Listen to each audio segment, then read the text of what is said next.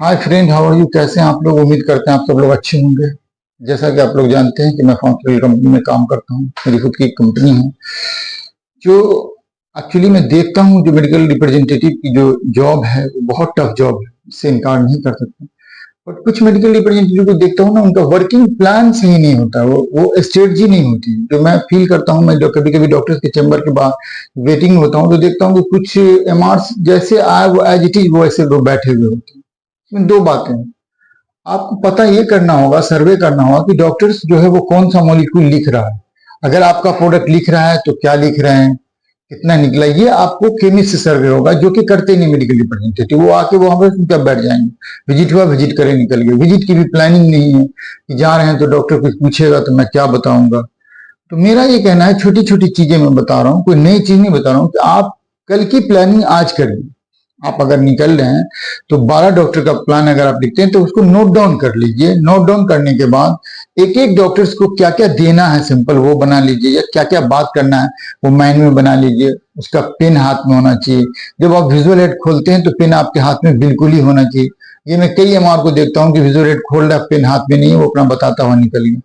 वो ये छोटी छोटी चीजें डॉक्टर्स आपकी नोट करते हैं।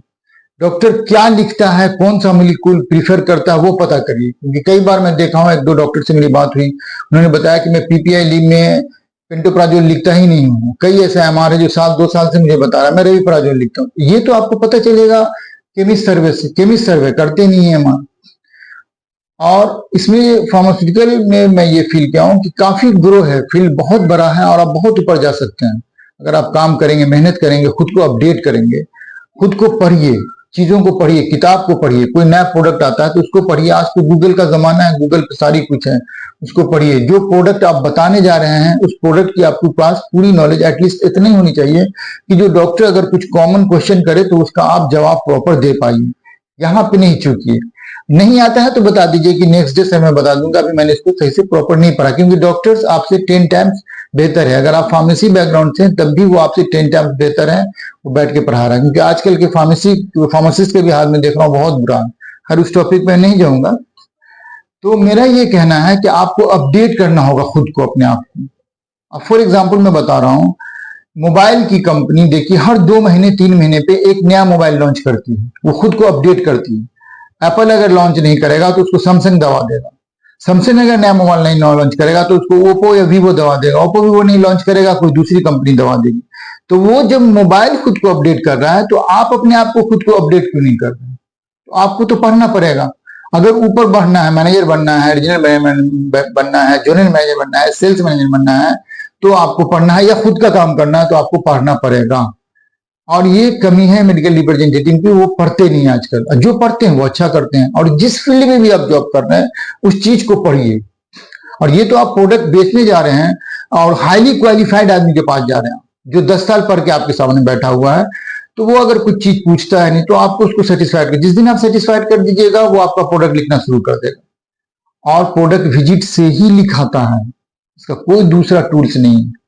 एमआर का डिफिनेशन ही है जनरेट द प्रिस्क्रिप्शन। एमआर ही जो है वो डॉक्टर्स को ब्रेक करते हैं। डॉक्टर उन्हीं के फेस वैल्यू पे दवा लिखते हैं।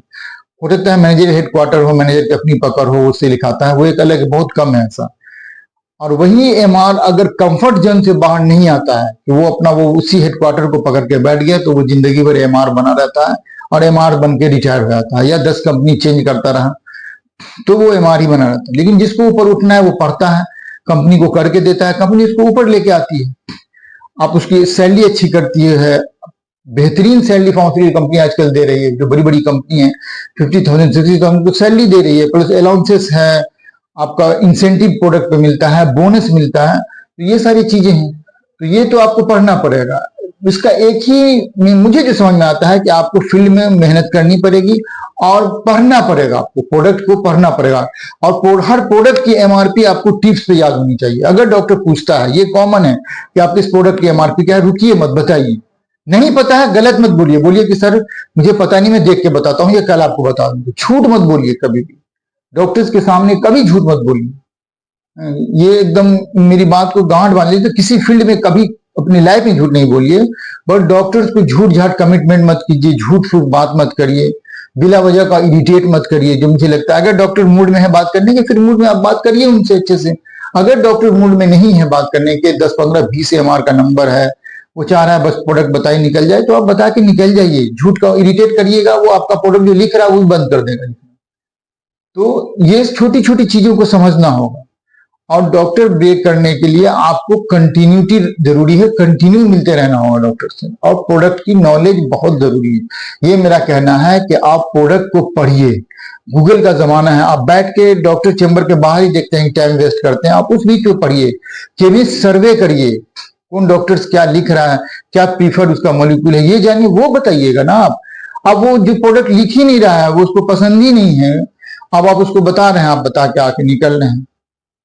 और अगर आपको बता दूं कि फार्मास्यूटिकल कंपनी के एक एमआर जो एक डॉक्टर की विजिट करता है, उस पर अगर खर्च निकालेंगे तो 150 से 200 का खर्च बन के आता है टोटल, जो उसके टूल्स देता है। इसको तो कभी कोई सोचता नहीं, मैं भी नहीं सोचता था, अब जब कैलकुलेट करता हूं तो समझ में आती है। तो ये है। तो मेरा ये एक ही कहना है कि अगर आप ग्रो करना चाहते हैं तो आप कंफर्ट जोन से बाहर निकलिए। आप बोलिए मुझे ग्रो करना, ऊपर आना है, तो आपको हेडक्वार्टर छोड़ना पड़ेगा। दूसरे ये सबसे अहम ये है कि आपको पढ़ना पड़ेगा चीजों को। नहीं तो अगर आप मैनेजर भी बन जाएंगे और आप मान लीजिए डॉक्टर कुछ पूछ देता है, आप उसको जवाब नहीं दे पाते हैं, तो उस टाइम आपको बहुत शर्मिंदगी महसूस होगी। तो उसके लिए पढ़िए चीजों को, छोटी छोटी चीजों को समझने की कोशिश करिए। कल के लिए आज ही प्लान करिए। इस तरह से जब आप प्लान करके निकलेंगे तो और ये किसी भी फील्ड में है, जिस फील्ड में आप जॉब कर रहे हैं उस फील्ड को पढ़िए, उसको अच्छे से जानिए, फिर मजा है काम करने का। कोई भी चीज कोई बड़ी नहीं है कि आदमी नहीं समझ सकता है। नहीं समझ सकता, आप अपने सीनियर से पूछिए, सीनियर तो मना नहीं करेगा। उनको नहीं समझता, वो अपने सीनियर से पूछ के आपको बताएंगे, लेकिन पूछिएगा तभी तो बताएंगे। तो ये मेरा मतलब जो मैं ऑब्जर्व किया हूँ इस फील्ड में इतने दिन से, वो मैं बता रहा हूँ कि जो मैं देखता हूँ मेडिकल रिप्रेजेंटेटिव को, खास के इन दिनों का जो हालत है, अपडेशन नहीं है। उनको कुछ भी अपना कंपिटिटर प्रोडक्ट का पता नहीं है कि हमारा कंपिटिटर, ये सब जानना भी बहुत जरूरी है। कि मान लीजिए कि आपका कोई प्रोडक्ट है जो बेचने जा रहे हैं, उसका कंपिटिटर ब्रांड कौन है, उसका एटलीस्ट 5 से 10 ब्रांड आपको याद होना चाहिए। दूसरी कंपनी जो बना रही है उसका एमआरपी क्या है और आपकी कंपनी का एमआरपी क्या है। अगर कम है तो ये चीज भी आप डॉक्टर को बताइए कि सर फलां कंपनी इसी सेम मॉलिक्यूल को इस एमआरपी में दे रही है, मेरी कंपनी उससे लो रेट में, कम रेट में दे रही है।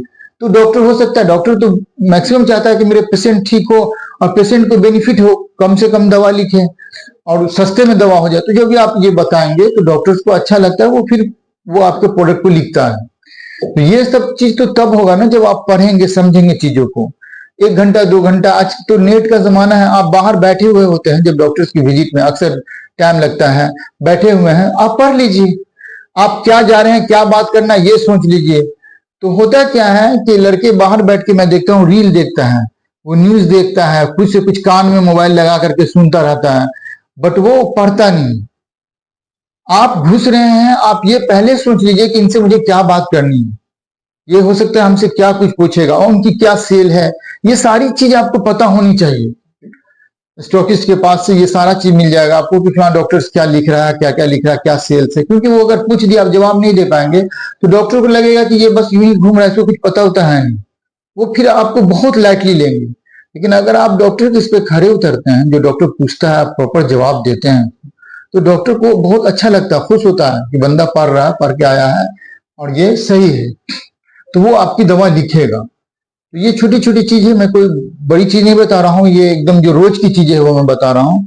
ये करना पड़ेगा। अगर आपको ग्रो कर रहे हैं तो चीजों को पढ़ना पड़ेगा, आपको अपडेट होना पड़ेगा, रोज अपडेट होइए, नई नई चीजों को जानिए। कोई ऐसी चीज नहीं जो दुनिया में आदमी नहीं सीख सकता, सब चीज सीख सकता है अगर वो चाह ले, है ना। तो आप ये नहीं है कि आप डॉक्टर की तरह से नॉलेज आपको हो जाएगी, तो पॉसिबल नहीं। वो 10 साल से पढ़ के बैठा हुआ है, जो प्रोडक्ट आप बताने जा रहे हैं वो ऑलरेडी वो 10 साल से पढ़ के बैठा हुआ है। तो एटलीस्ट आपकी कंपनी का क्या ब्रांड है, क्या उसका मॉलिक्यूल है, क्या उसका मोड ऑफ एक्शन है, एडवर्स रिएक्शन है, ये सब तो पढ़ लीजिए। ये सब पढ़िए, उसका क्या एमआरपी है आपके प्रोडक्ट का, है ना, कितना ग्राम का आपका प्रोडक्ट है, या कितना एमएल का अगर सिरप है तो क्या है, उसकी क्या एमआरपी है, वो बताना जरूरी है डॉक्टर्स को। ये सब चीजें आप डॉक्टर्स को बताते हैं तो डॉक्टर्स को अच्छा लगता है कि कोई अच्छा बंदा है जो विजिट कर रहा है। और दूसरे कि आपका प्रेजेंटेशन बहुत अच्छा होना चाहिए। जैसे आप विजुअलेट खोलते हैं, आपका पेन आपके हाथ में आना चाहिए, जो भी प्रोडक्ट बता रहे हैं प्रोडक्ट पे आपका पेन होना चाहिए। आजकल क्या देखते हैं, बंदा प्रोडक्ट खोल लिया, बता कुछ रहा है, लिख कुछ रहा है, बता कुछ रहा है, बताया कुछ, सिंपल कुछ डाल दिया, लेके निकल गया। ये मतलब समझिए कि आप अपने वक्त को बर्बाद कर रहे हैं और कंपनी के पैसा को भी बर्बाद कर रहे हैं और आप अपने करियर के साथ भी मजाक कर रहे हैं, है ना। आज आपको लग रहा है कि कंपनी को धोखा दे रहे हैं, एक्चुअली कंपनी को धोखा नहीं दे रहे हैं, आप अपने खुद को धोखा दे रहे हैं, क्योंकि आपका रिलेशन ही डेवलप नहीं हो पाएगा इस तरह से। और जब आप आज पढ़ेंगे, हो सकता है कल की दूसरे कंपनी में होइएगा, तो ये पढ़ा हुआ आपको वहां काम आएगा। कभी भी कुछ पढ़ा हुआ चीज बर्बाद, वेस्टेज नहीं जाता है, वो आपको कहीं ना कहीं सपोर्ट करता है। मेरा एक दो चीज है कि एक तो कंफर्ट जोन से निकलिए अगर ऊपर बढ़ना है, दूसरे की बुक पढ़िए, किताब को पढ़िए, नहीं समझ में आता है अपने सीनियर से पूछिए, गूगल से पढ़िए। हो सकता है बहुत सारे वर्ड मीनिंग नहीं समझ में आती है, क्योंकि अगर जो लोग फार्मेसी बैकग्राउंड से या साइंस बैकग्राउंड से नहीं है, आज वो भी मेडिकल रिप्रेजेंटेटिव है, कॉमर्स वाले को भी देखते हैं, मार्केटिंग बहुत सारी फ्रेंचाइजी हाउस से छोटी छोटी कंपनी रखती है, तो उनको ये चीजें अगर नहीं समझ में आती है, आप अपने फर्स्ट लाइन मैनेजर से पूछिए, सर ये क्यों है, ये कैसे लिखा हुआ है, इसको मुझे समझाइए। उनका काम है आपको सेटिस्फाइड करना, वो करेंगे सेटिस्फाइड।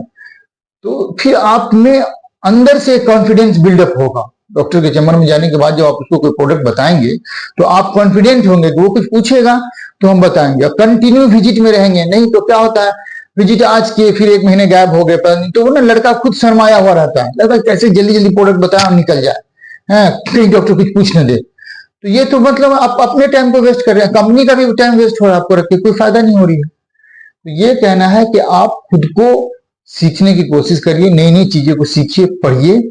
और अगर आपको नहीं समझ में आता है, डॉक्टर से अगर आप बहुत अच्छा हो गए हैं, आपको अच्छी बात होती है, आप डॉक्टर से पूछ लीजिए कि सर ये चीज, मैं तो अक्सर करता हूँ कि अगर कोई चीज मुझे नहीं समझ में आती मैं डॉक्टर से पूछ लेता हूँ, वो बेहतरीन से समझा देते हैं मुझे। तो ये सारी चीजें हैं जो मैं ऑब्जर्व किया था, सोचा आप लोगों से आज शेयर करूं। काफी दिनों से बैठ नहीं पा रहा था, अभी निकला हूं वर्किंग में, तो एक वीडियो बना के निकलूं। अगर आप लोगों को वीडियो अच्छी लगी, पसंद आई, तो प्लीज लाइक और सब्सक्राइब करेंगे और कमेंट्स करके बताएंगे कि आपको वीडियो कैसी लगी। Thank you, have a nice day.